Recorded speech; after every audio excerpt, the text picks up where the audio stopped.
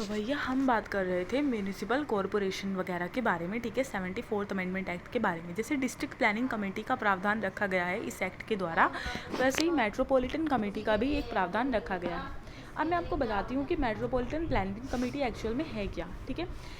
हर एक metropolitan city के लिए एक मेट्रोपॉलिटन कमेटी का होना बहुत ज़्यादा ज़रूरी है, ठीक है, to prepare draft development plan.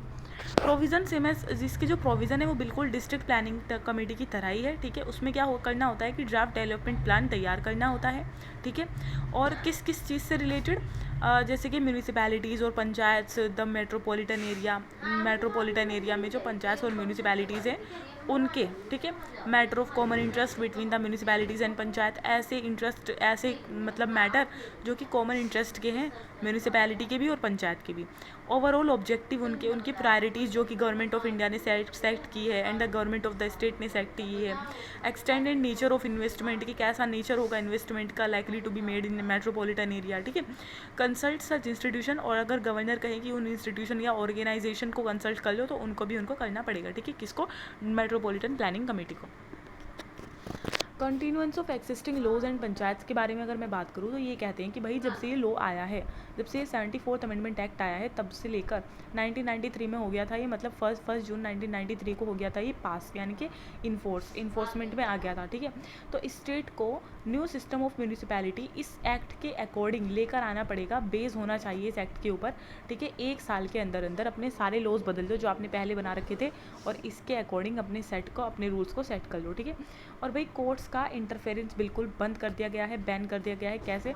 Electoral matter में देखो, जो वैलिडिटी होगी किसी भी लॉ की, ठीक है, चाहे वो डिलिमिटेशन ऑफ कॉन्स्टिट्यूएंसी से रिलेटेड हो, ठीक है, या फिर अलॉटमेंट ऑफ सीट से रिलेटेड हो, to such constituencies can not be question in any court, किसी भी कोर्ट में क्वेश्चन नहीं की जा सकती है, ठीक है। Declares that the validity of any law relating to the delimitation of the constituencies or the allotment of seats of to such constituencies cannot be questioned in any court.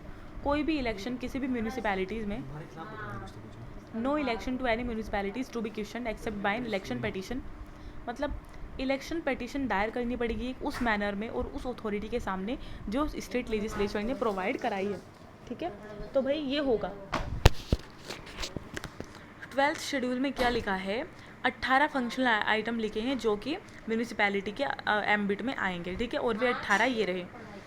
Urban planning including town planning, regulation of land use and construction of buildings, planning for economic and social development, roads and bridges, water supply for domestic industrial and commercial purpose, public health, sanitation, conservancy, solid waste management, fire services, urban forestry, protection of the environment and promotion of ecological aspect, safeguarding the interest of weaker section of society।